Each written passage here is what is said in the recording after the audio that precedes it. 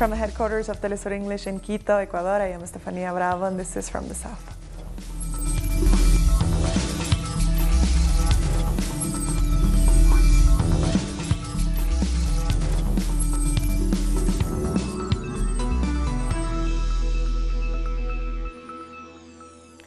The U.S. ambassador to the United Nations, Nikki Haley, is to leave the Trump administration by the end of the year. In a White House address to the press, President Donald Trump confirmed that he had accepted her resignation. The former governor of South Carolina is the latest to quit Trump's national security circle. She has held the post since January 2017. Haley says she has no intention of running for political office in 2020. But I just want to let you know, so at the end of the year, Nikki will be leaving and will be in constant touch. I know that whenever you have any ideas, you can call me because you know all the players. Thank you, Mr. President. It's been an honor of a lifetime. And I will say this, for all of you that are going to ask about 2020, no, I'm not running for 2020. I can promise you what I'll be doing is campaigning for this one. Guatemala's former Vice President Roxana Valdetti could be extradited to the U.S. on drug trafficking charges. She's also been sentenced to 15 years in jail on conspiracy, fraud, and influence peddling charges. She was convicted for authorizing a payment of $17.8 million for a chemical formula known as magic water to clean Lake Amatitlan. But an investigation discovered that only $2.7 million were ever paid, and the formula was nothing but a mix of salt and water. Valdetti has 2 other open cases for corruption. Our correspondent in Guatemala City, Mario Rosales, has the latest. Former Vice President Roxana Valdetti has been sentenced to 15 years and 6 months in prison. The leading judge in her case, Pablo Chitumul, said Valdetti created a criminal network in order to defraud the Guatemalan government. The case is commonly known as the magic water case, in which an alleged formula for cleaning a polluted lake was bought from an Israeli company. However, chemical examinations found out that the formula was nothing but water mixed with salt. Valdetti is believed to have stolen nearly $3 million under this scheme. This is the first time a former vice president has been convicted. She was found guilty of fraud, criminal association, and influence peddling. Switching to other news now, a day after UN scientists warned of climate chaos if the world doesn't rapidly cut emissions, Hurricane Michael has been battering Cuba and Central America. The storm has just been upgraded to a Category 2 hurricane. Michael brought heavy rains and winds of up to 120 kilometers per hour to western Cuba and eastern Mexico. The forecast says it could become a life-threatening Category 3 hurricane when it strikes Florida by Tuesday night. The National Hurricane Center in Miami has warned people in the Florida Gulf to prepare for damaging winds and flash floods. Taking into account the evolution of this hurricane, Michael, the cyclone alert phase is established for the province of Pinar del Rio and the special municipality of the Isla de la Juventud. The rest of the provinces, Artemisa, Habana, Mayabeque, and Matanzas, continue under an informative phase. And the governor of Florida, Rick Scott, warns that Hurricane Michael could be one of the most destructive storms to hit Florida in years. Think about the destruction we've seen before with storms like Hurricane Irma. Hurricane Michael poses a deadly threat, and as it grows stronger, we can expect it to make landfall as a major Category 3 storm on Wednesday along the Gulf Coast. The Panhandle and parts of the Big Bend will likely see winds in excess of 110 miles per hour. Heavy rains brought by Michael have also battered Central American countries, killing at least 12 people. 4 people are reported to have died in Nicaragua, some of them as they tried to cross rivers swollen by the rains. 6,600 people have been forced to leave their homes. Others have been stuck indoors without food and drinking water after a major river burst its banks. Doctors fear outbreaks of disease from contaminated water. The water has reached up to our chest. Inside it has gotten up to the knee and here to the chest. It has reached the patio and inside the drinking water tank. The main thing is that we do not have water now, and we have to go far away to find water. In El Salvador, the floods have killed 3 people and caused more than 700 to evacuate. 1 person died in a landslide in the eastern department of Morazán. 2 others were killed by falling trees. The director of Civil Protection said the bad weather was likely to continue until Wednesday. Limiting the level of global warming to 1.5 degrees Celsius is crucial to sustaining humankind and the world's ecosystem. That's according to the World Meteorological Organization at a press briefing on Monday.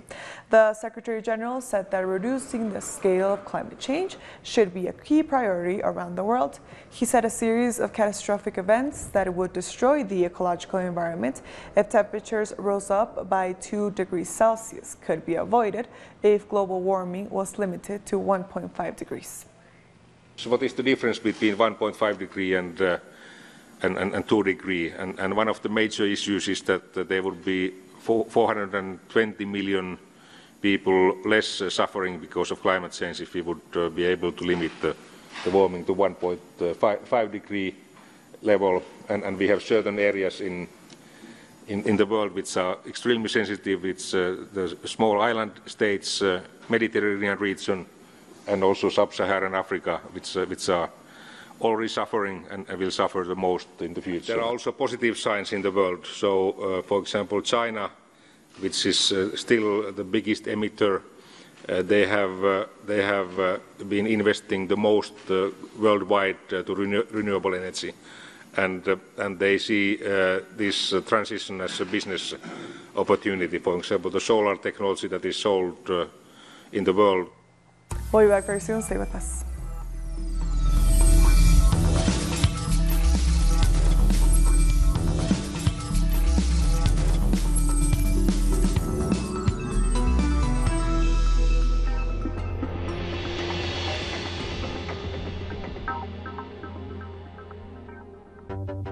With developing events being presented through analysis.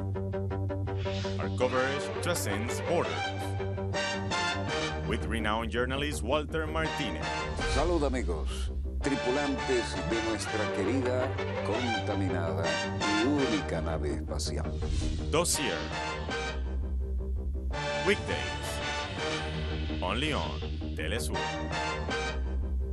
Y ponga usted las cámaras, señor director.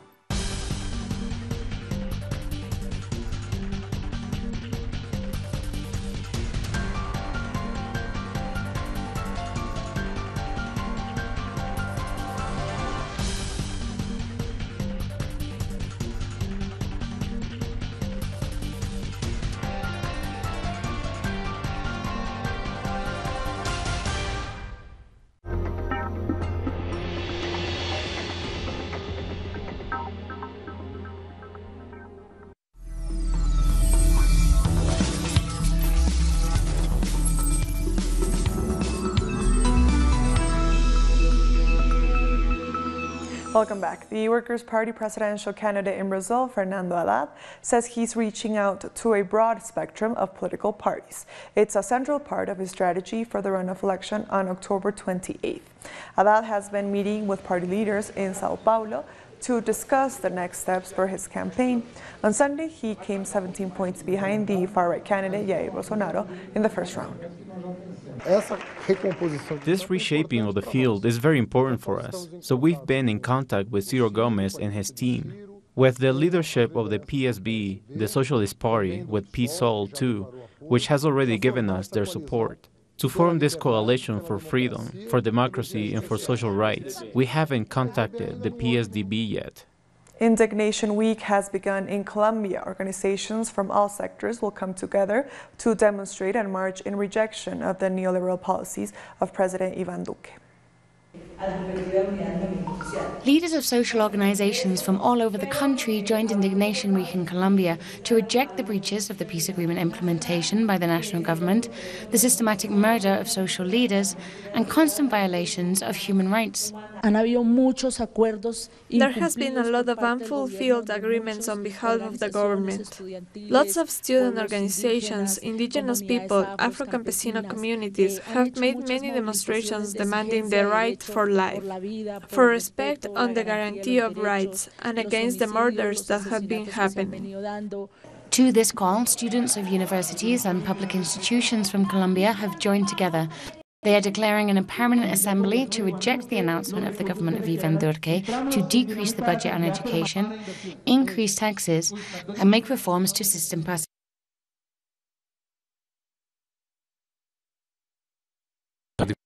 Educational from all over Colombia. We are facing a serious crisis that needs everyone to get out on the street to tell the government that this generation is not going to let education be privatized. Campesino sectors, indigenous, Afro, student communities, human rights defenders will all reject through this mobilization the criminalization of social protest. They also decry the possible intervention in Venezuela. We're worried about the progress of the right in the continent, the issue of intervention towards Venezuela, towards social popular movements in Latin America, and the understanding of the role that Colombia has been playing in this intervention framework with the United States. On October 10th and 12th, thousands of Colombians will go out onto the streets of the main cities of the country to defend peace, sovereignty, right to education, health, and life. A Mexican couple detained by police last week on suspicion of kidnapping and murder have admitted to killing 20 women. The husband and wife also confessed to raping the woman and selling their body parts. A baby girl was also a victim and sold by the pair. The police were alerted after 3 women known to the couple went missing in the Mexico City suburb of Ecatepec. Mexico's President-elect Andrés Manuel López Obrador has promised small farmers he will help them to reactivate the produce market. Juan Castillo headed to Mexico City to represent small farmers producers like him. He wants Andrés Manuel López Obrador to learn about the problems farmers face from the states of Chiapas and Oaxaca.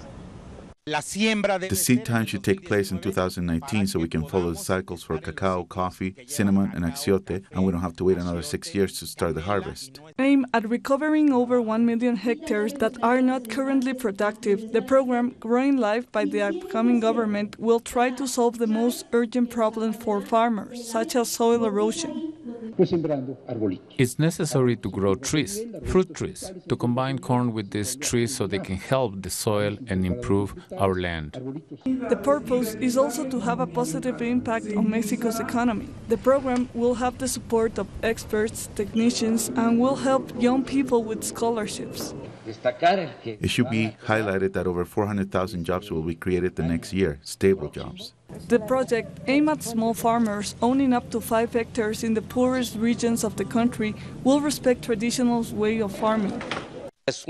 We have to honor our traditions, and we have a debt to our farmers. We need to get ready to work, and we need to respect the traditional way of farming in combination with the new technologies. It is estimated that around 1 million jobs in the agriculture sector have been lost during the last 25 years due to the lack of support and the struggles of the market. Another 94 Venezuelan migrants in Peru have signed up for the Return to the Homeland plan. The returning group includes 5 pregnant women, 17 people with medical issues, and 28 minors. Under this plan, established by the government of Venezuela, 564 citizens have returned to their country from Peru. Venezuela's interior minister has ordered an investigation into the death of an opposition councillor. On Twitter, Néstor Reverol said that Fernando Albán had been arrested last week in connection with the attempted assassination of President Nicolás Maduro. According to initial reports, Albán was about to be taken to court for an initial hearing when he asked for permission to go to the bathroom. He then threw himself from a window. Reverol has charged the prosecutor and the investigative police with carrying out a thorough investigation. The steep price hikes in Argentina have worsened inflation rates and are hurting people's economy. Recent price hikes have included tickets for public transport, as well as the price of fuel and basic services, which are impacting families across Argentina. The rise in poverty rates is also leaving many Argentinians without purchasing power. For the poorest families in the country, making ends meet is a challenge. It's clear that the dollar is going to continue to rise. Inflation is going to get worse with these price hikes. Experts have condemned the price hikes, saying they are creating a very dramatic situation for those most vulnerable. Unemployment rates are also rising. It is estimated that inflation will reach 45% in 2018. We have large production of energy locally, and what we are doing is charging for energy in dollars with international prices. This is not benefiting producers or small and medium-sized companies.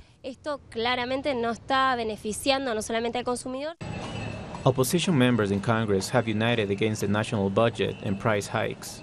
They are preparing a special session to reject the decree with which the government will force gas users to pay for a $250 million deficit in gas companies by adding a surcharge to their monthly bill. This is an unconstitutional budget. It is influenced by the International Monetary Fund. The IMF came thanks to the government, and if the budgetary goals are not fulfilled, inflation is estimated to rise by 23% for next year, so it's likely these price hikes are permanent. The surcharge gas users must pay is added to the 35% increase of rates last week and the adjustment in social subsidies. The former chief executive of Cambridge Analytica reportedly used a racial slur to refer to Barbados Prime Minister and the Minister of Information. The UK Guardian is reporting that it has seen emails from Alexander Nix when he was the head of Cambridge Analytica, where he refers to the two women using the N-word. It was in reference to an apparent pitch by his company to aid Ms. Motley's 2018 election campaign. A colleague sent Nix an email saying he believed neither Motley nor Lucille Moe wanted to interact with them. Nix then used the slur in response to that message. At all times when Martinicans are accusing the French state of being complicit in the pesticide poisoning of hundreds of thousands of citizens. The chemical chlordecone is being blamed for the health disaster. It was once used on banana states on the island from 1972 to 1993. During that period, the chemical had been banned in the U.S. The French Caribbean island might look like a paradise, but Martinique leads the world in prostate cancer. One cancer survivor is calling for justice. She believes France must be held accountable. I want to know why a container of sweet potatoes that arrived in mainland France, why health services forbade these potatoes from entering the territory. Why did they not let the French people eat these same potatoes? Why? Because they were contaminated. Because they let us eat the same potatoes in Martinique. There are hundreds contaminated. Many of them have died of prostate cancer. Many had premature babies. A census by Social Security Fund was requested, which is apparently being worked on. According to a Canary study, the current chlordecone victims since the end of its use in 1993 represents 92% of Martinicans who are contaminated. Barbados will receive a payout of $5.8 million on its excess rainfall policy with the Caribbean Catastrophic Risk Insurance Facility. The payment is for heavy rainfall that occurred during Tropical Storm Kirk in late September, causing extensive damage throughout the island. And Monday saw residents of Haiti trying to get back into their daily routines after Saturday's deadly 5.9 magnitude earthquake struck the island. Buildings on the northwest coast of the country have been decimated because they are not built to withstand disasters. The death toll now stands at 17 people killed with more than 300 people injured. Hospitals in Port-de-Paix suffer from damage and a lack of supplies to treat patients. Fishermen of Jiquilisco Bay in the east of El Salvador are using fishing methods that protect marine species. Their practices safeguard natural resources and provide sustenance to their communities. Jiquilisco Bay is one of the biggest bodies of water in Central America. The biosphere reserve, called Xiroaltique, which means Bay of Stars, has more than 100,000 acres. It has also been declared a site of international importance under the Ramsar Convention. We have mangroves that serve as barriers to help us with the climate-related issues.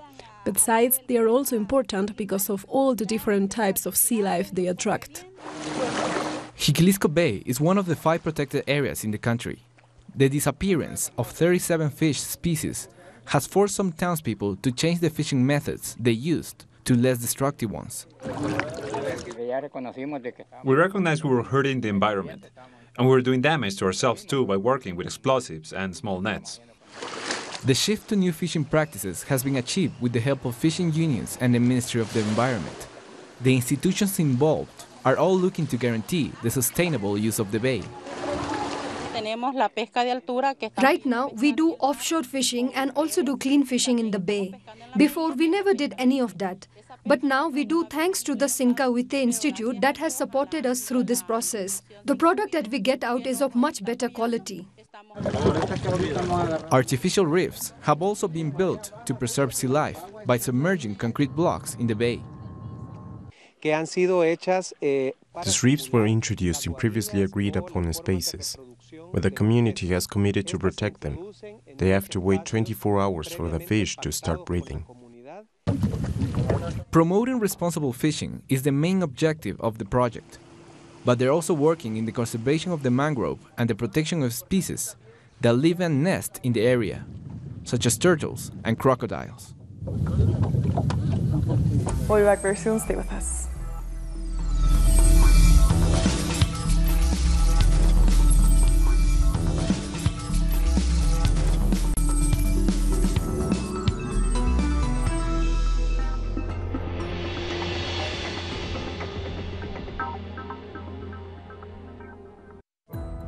Our actions have an impact on the environment. It's our responsibility to change for the sake of our planet. Let's be part of this transition. Watch, preserve, and protect your Earth. Green Zone.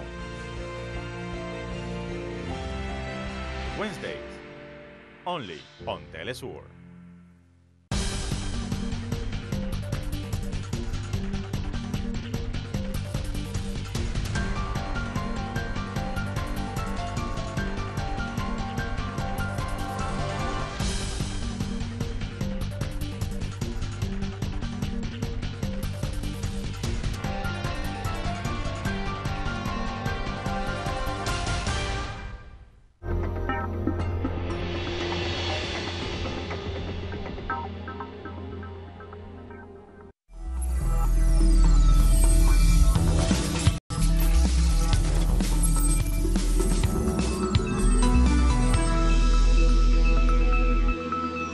Welcome back. Turkey has said it's going to search the Saudi consulate in relation to the alleged murder of the missing Saudi journalist Jamal Khashoggi.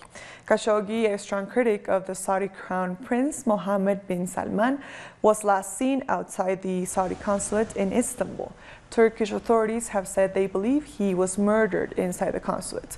They also said that his body was driven out in a black van they have been looking for. The international community has condemned the journalist's disappearance and called for a full investigation. Members of a South African Housing Rights Association have marched through the streets of Durban to stop what they say is the destruction of their organization. They accuse the ruling African National Congress of undermining their efforts. Aba Shalili Basemukundolo are also demanding an end to assassinations which have targeted the organization's workers. The movement's president is in hiding after an attempt on his life. The South African finance minister has resigned over a corruption scandal connected to recently ousted President Jacob Zuma. Trantra Nene resigned after admitting that as Zuma's finance minister, he visited a business family linked to alleged corruption. Current President Cyril Ramaphosa appointed Tito Mboweni, former head of the South African Reserve Bank, as the new finance minister. And now it's time to bring you some stories making headlines from around the world. In a joint Qatari and United Nations-backed drive to improve living conditions, Qatar has donated $60 million worth of fuel to the Gaza Strip. The fuel was delivered by truck on Tuesday and will enable a power plant to operate for 6 months. Palestinian President Mahmoud Abbas has strongly opposed the relief plan, and it's reported that he will see the donation as a setback. The blockade by Israel and Egypt has plunged the Gaza Strip into poverty, leading to regular violent uprisings that have killed Palestinian civilians. On that note, the Palestinian government affirms that any international financial aid to the Gaza Strip should be through or with the coordination of the government in order to preserve the Palestinian unity and political decision, in addition to stop any attempts to liquidate the Palestinian cause or to separate the Gaza Strip from the West Bank. Activists from the American, Arab, and Latin American community have protested in New York against the Saudi-led bombing of Yemen. They demanded an end to the land and sea blockade, which is contributing to the starvation faced by Yemenis. Demonstrators held banners against U.S. President Donald Trump and Crown Prince Mohammed bin Salman. They also condemned the interventions against Venezuela. New migrants arriving in Australia may be forced to live outside major cities, according to a new proposal. If successful, the policy will try to reduce overcrowding in the country's two biggest cities, Sydney and Melbourne. Population Minister Alan Tudge said the government might enforce visa conditions to limit where migrants live for up to 5 years.